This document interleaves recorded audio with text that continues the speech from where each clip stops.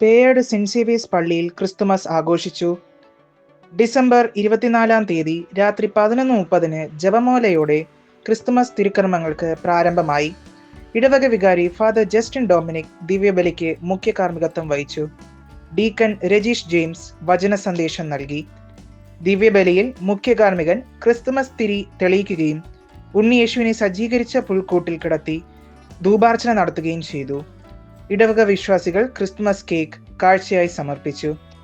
ദിവ്യബലിയുടെ സമാപന വേളയിൽ ക്രിസ്തുമസ് ലേലം, കരോൾഗാന മത്സരം, വിദ്യാഭ്യാസ ശുശ്രൂഷ സമിതി നടത്തിയ മത്സരങ്ങൾ എന്നിവയിൽ വിജയികളായവർക്ക് ഇടവക വികാരി സമ്മാനം നൽകി.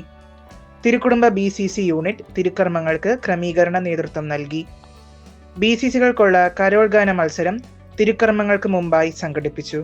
കർമ്മലമാതാ BCC യൂണിറ്റ് 1ാം സ്ഥാനവും സെന്റ് മേരീസ് BCC യൂണിറ്റ് 2ാം സ്ഥാനവും മത്സരത്തിൽ കരസ്ഥമാക്കി.